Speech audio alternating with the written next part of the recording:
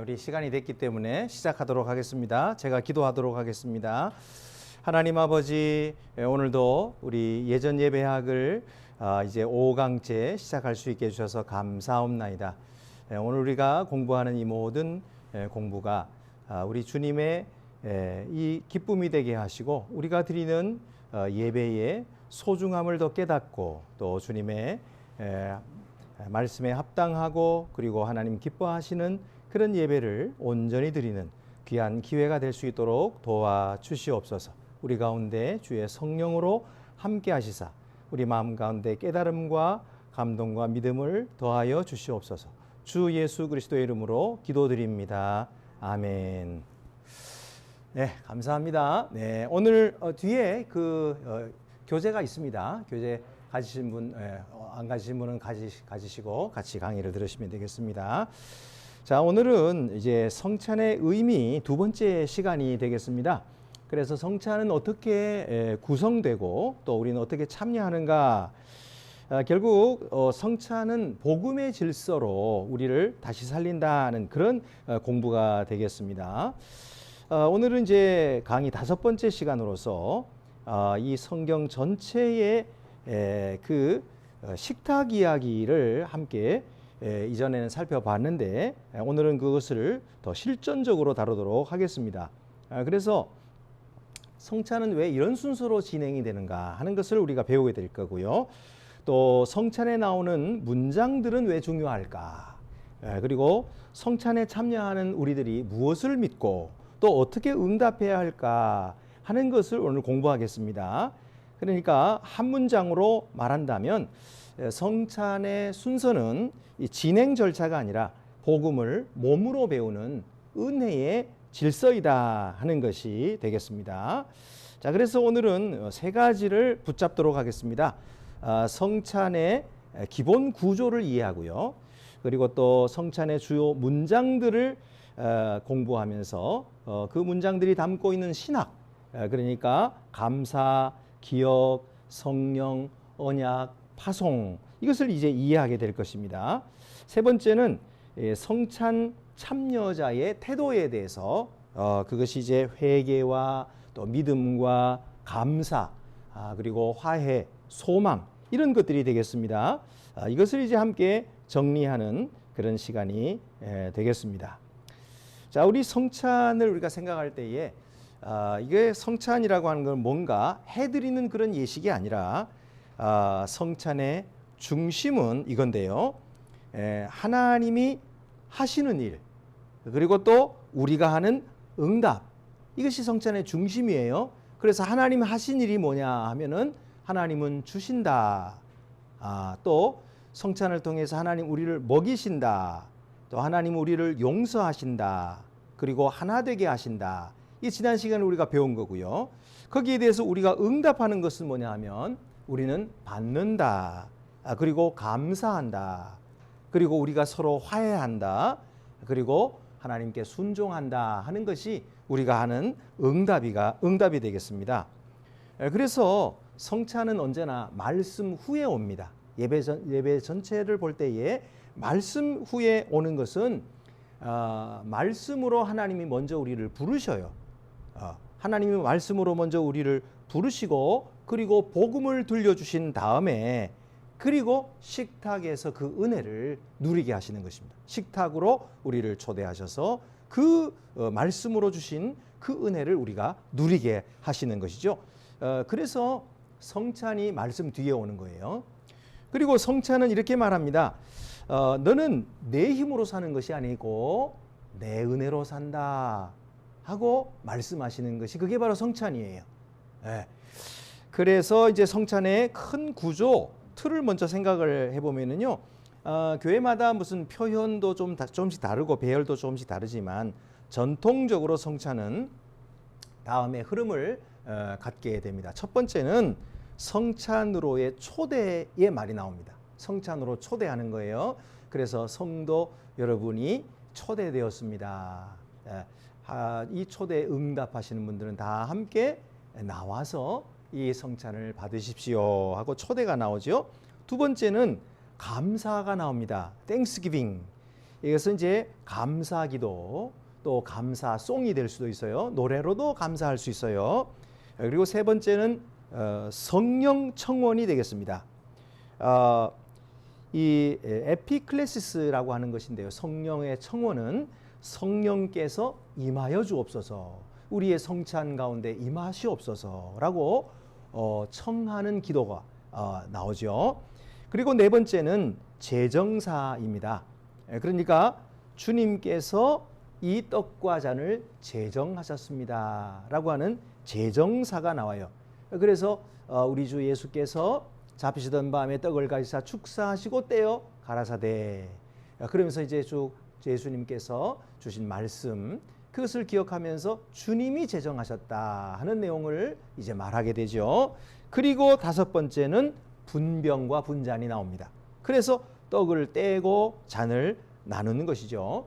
그래서 이제 그 떡을 떼고 나눌 때에도 뭐 형태는 여러 가지가 될 수가 있어요. 그러니까 뭐 우리가 한국 교회에서는 전통적으로 어떻게 해요?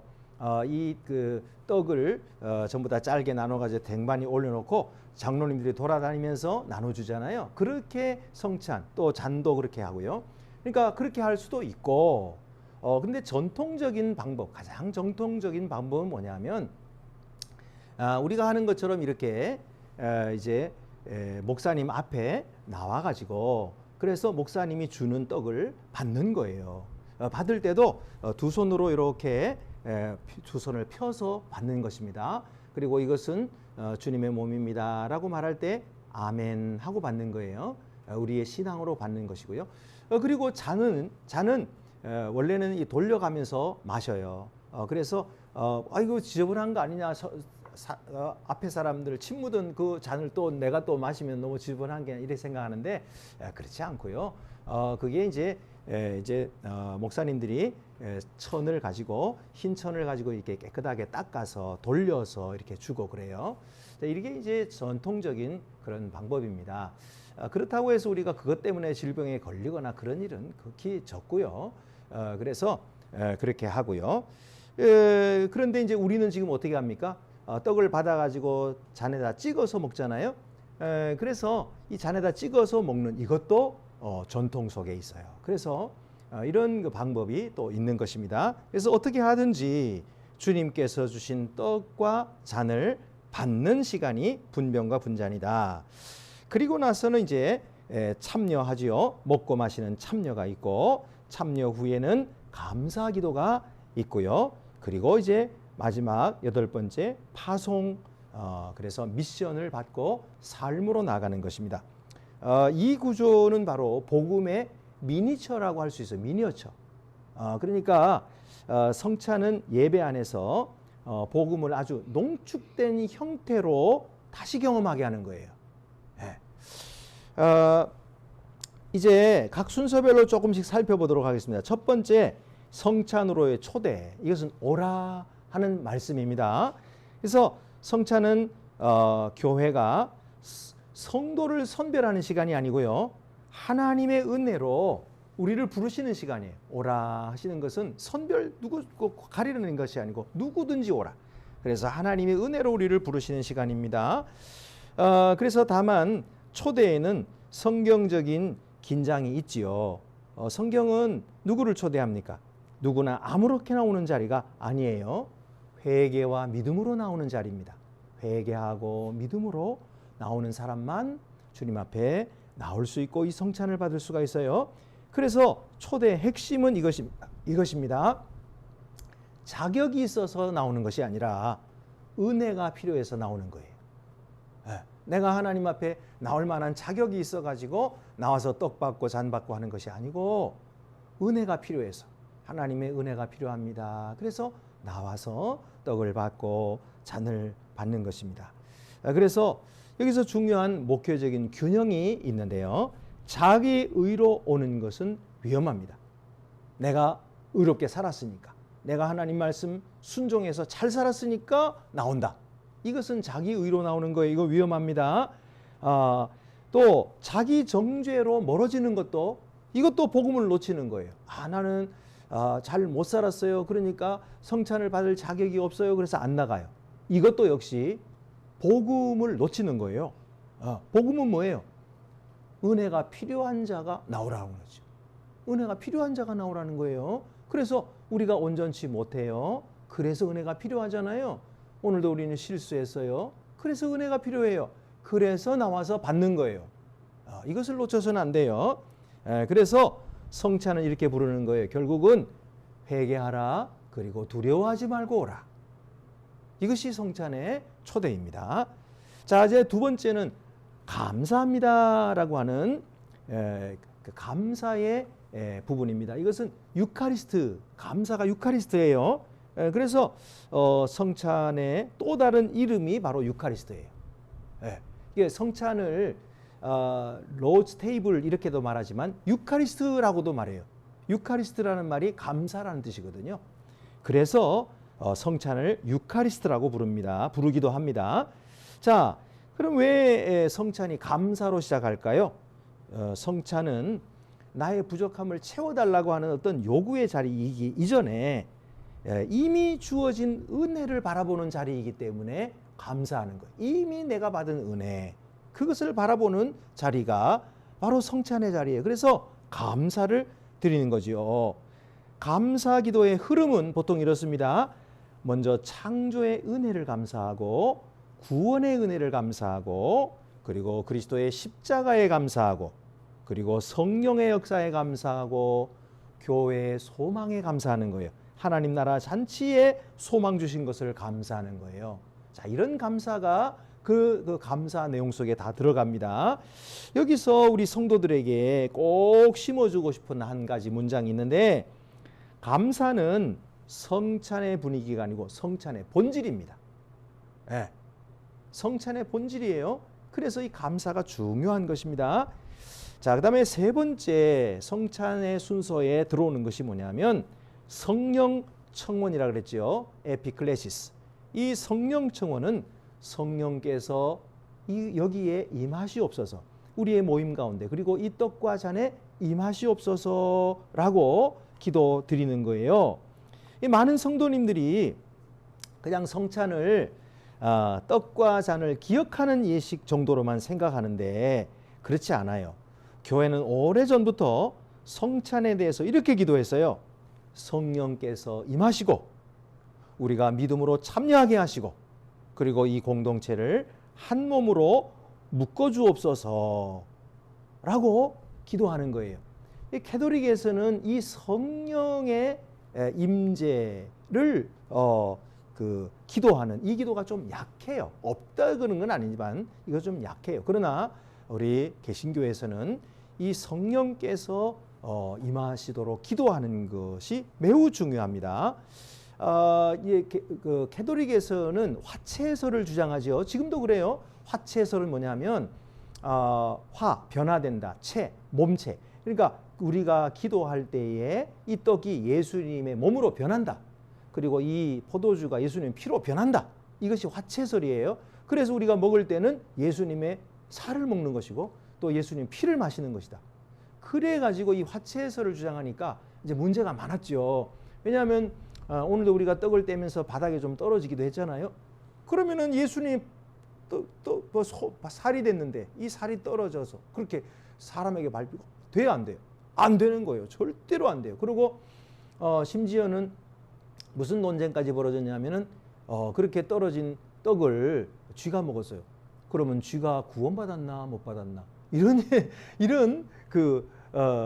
논쟁까지 벌어졌어요. 자, 그런데 이것은 너무 나간 거예요. 우리는 어떻게 믿느냐 하면 성찬은 공제설 그리고 또 기념설 이런 것을 우리가 믿어요. 뭐냐 하면 공제설이라고 하는 것은 우리가 기도할 때에 이 떡과 잔에 성령께서 함께 계신다. 공제, 함께 계신다는 뜻이에요. 그러니까 이 떡이 진짜 예수님의 살이 된 것은 아니지만 성령께서 이 떡과 이 잔에 함께 계셔서 성찬이 되게 하신다. 그렇게 우리가 믿고요. 또 주님께서 말씀하신 대로 너희가 나를 기념하라 하셨기 때문에 그 기념하는 것으로 믿는 거예요. 그래서 그걸 기념설이라고 하고 공제설이라고 합니다. 자, 이렇게 우리는 믿고 있어요. 자, 그래서 성령 청혼은 성찬이 그저 내 마음가짐만 되는 것이 아니고 성령의 역사를 믿음으로써 일어나는 거예요. 그리고 이것은 개인 체험이 아니라 이것은 공동체의 사건이다 하는 것입니다. 자, 이제 네 번째로 넘어가면 제정사가 나오죠. 주께서 떡을 가시사 축사하시고 떼어 가라사대 이렇게 말씀하시는 거예요. 제정사인데요. 예수님의 말씀을 그대로 붙잡는 시간입니다. 그래서 이것은 너희를 위해 주는 내 몸이다. 이 잔은 내 피로 세우는 새 언약이다. 라고 말씀하시는 것을 선포합니다. 그래서 이 제정사 의미는 세 가지로 정리할 수가 있는데 성찬의 중심은 내 감정이 아니라 주님의 약속이 중심입니다. 주님의 약속이 있기 때문에 우리가 성찬식을 할 수 있는 거지 내 감정이 그래서 뭐 은혜롭고 뭐 감동이 돼서 그래서 성찬이 되는 게 아니고요. 성찬식이 되는 게 아니에요. 어떨 때는 진짜 우리 마음에 감동이 없을 수도 있고요. 가슴이 냉랭할 때도 있어요. 내가 가슴이 냉랭하다고 해가지고 성찬이 아닌가요? 아니죠. 그래도 성찬인 거예요.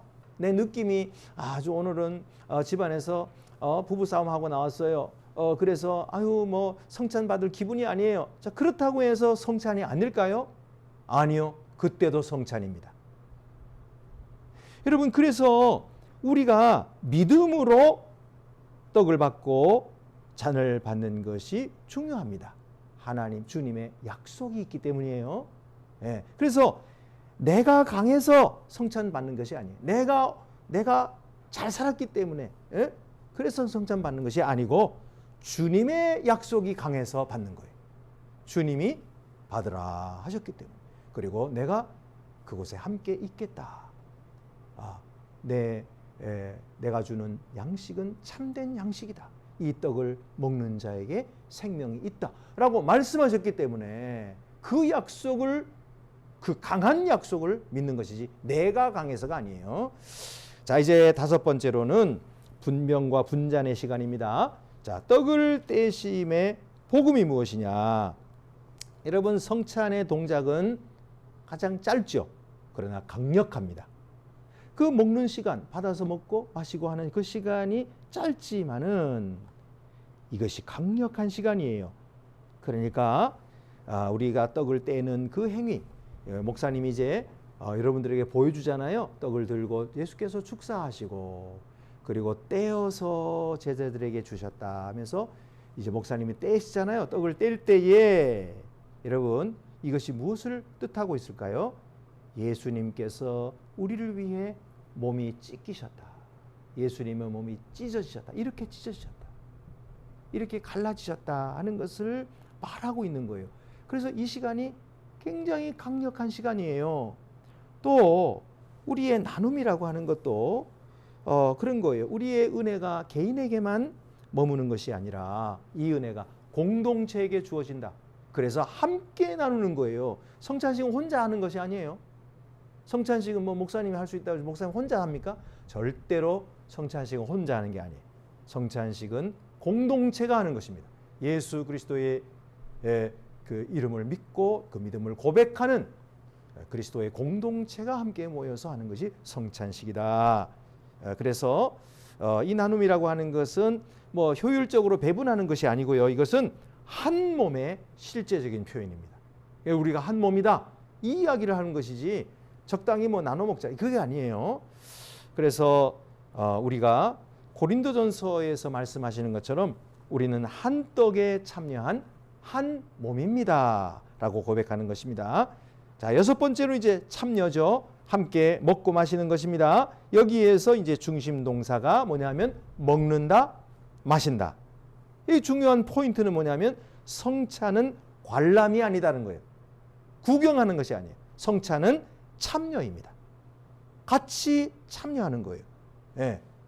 그러니까 우리가 찬송을 부르거나 그럴 때도 다른 성도들이 다 찬송 부르고 그런데 나는 구경하고 앉아 있으면 뭐예요? 그거는 내가 그 속에 소속된 자가 아니라는 뜻이에요. 그러니까 우리가 같이 찬송을 부르는 것은 나도 그리스도의 모임에 한 몸이다. 나도 일원이다. 나도 하나님의 가족의 일원이다 하는 것을 우리의 입술로 고백함으로 찬송을 부르게 되니까 그 찬송이 어때요? 힘찬 찬송, 그리고 믿음의 찬송, 감사의 찬송이 되잖아요. 그처럼 성찬도 마찬가지예요. 함께 참여할 때에 내가 바로 구경꾼이 아니라, 나는 다른 데 소속된 자가 아니라 나는 여기에 소속된 자다.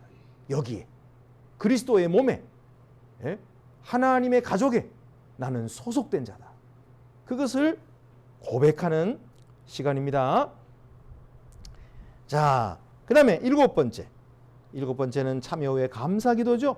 그래서 우리를 새롭게 하소서. 감사기도, 성찬 후 한 기도는 이렇게 요청합니다. 우리가 받은 은혜가 단지 예배당 안에서 끝나게 하지 않게 하시고 세상 속에서 성찬을 받은 자답게 살게 하옵소서. 그래서 주님이 우리를 위해 자신의 몸을 주신 것처럼 우리들도 세상에 나가서 그리스도의 몸으로 살게 하소서. 이렇게 기도하잖아요. 그죠? 그리스도의 몸이 뭐예요? 다른 사람을 위해서 나를 주는 거죠. 나를 희생하고 사랑을 베풀어 주고, 그리고 주께서 내게 주신 은혜를 나누어 주고, 이것이 성찬의 삶이다. 그래서 이 성찬의 삶을 살게 해달라고 기도하는 것입니다. 마지막으로 여덟 번째로 파송이죠. 이제 세상으로 나가라. 성찬은 우리를 위로하는 것으로만 끝내는 것이 아니고 우리를 보내주는 거예요. 그래서 화해 받은 자로 화해하게 하시고, 또 먹임을 받은 자로 나누게 하시고, 또 용서 받은 자로 용서하게 하시고, 한 몸 된 자로 연합하게 하시고, 이것이 바로 성찬인 것입니다. 그래서 성찬은 예배의 중심인 동시에 이 삶의 시작점이라고 할 수 있어요. 예.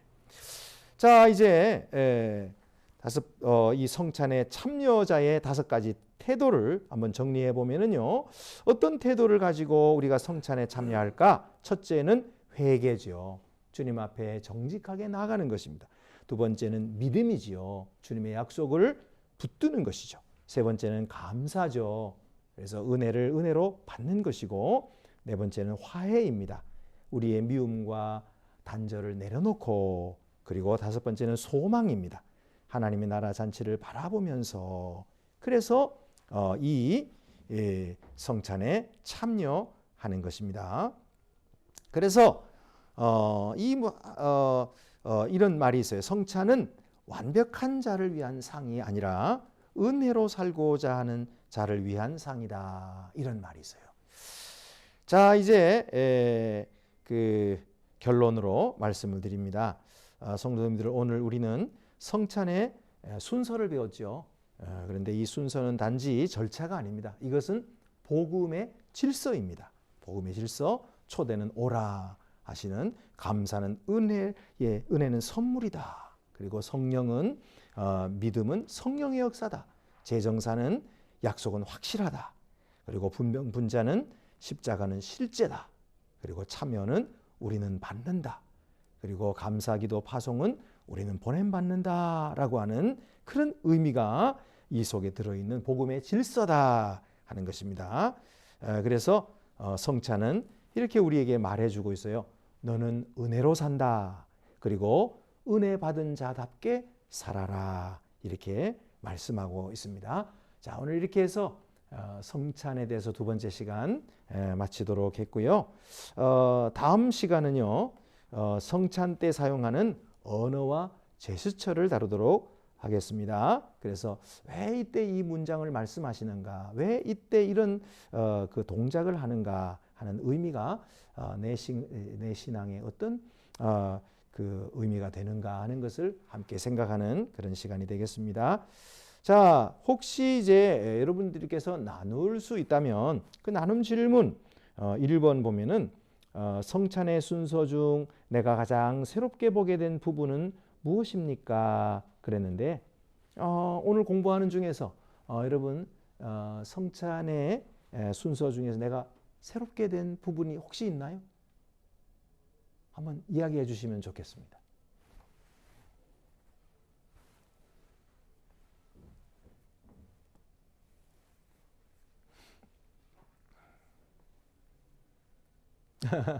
네, 그냥 뭐 우리끼리니까 예.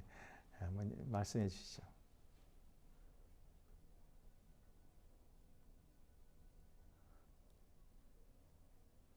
네, 송시 집사님은 어떠세요? 뭐가 좀 새롭게? 성찬식은 네, 간단하게 목사님께서 여러 말씀하시고 기도도 하시고 그리고 그 다음에 분별과 분잔을 하는 그런 단순하게 세 가지로 생각했었는데 네, 그 사이에 이렇게 많이 나눠져 있었네요. 그렇죠. 예, 예, 성찬의 전체 순서가 그렇게 단순한 게 아니라 그 속에 많은 그런 의미들이 이렇게 있었구나 하는 것을 알게 되셨네요. 너무나 중요한 것을 깨달으셨습니다. 예, 발견하셨습니다. 예, 잘하셨습니다. 네, 고맙습니다. 자, 그럼 이제 우리 마침 기도를 제가 하고 마치도록 하겠습니다. 다 같이 기도드리십시다. 하나님 아버지, 우리가 성찬의 질서를 통해서 복음을 다시 배우게 하시니 감사합니다. 주님의 초대 앞에서 우리가 회개와 믿음으로 주 앞에 나아갈 수 있게 도와주시옵소서. 감사함으로 참여할 수 있게 도와주시고, 그리고 한 몸으로 교제를 누리게 하여 주시옵소서. 성찬받은 자답게 화해와 사랑으로 세상에 나가 살게 하시고, 또 하나님의 나라 영원한 그 잔치를 소망하며 살아갈 수 있게 도와주시옵소서. 우리 주 예수 그리스도의 이름으로 기도드립니다. 아멘. 네, 이것으로 강의를 마쳤습니다. 감사합니다.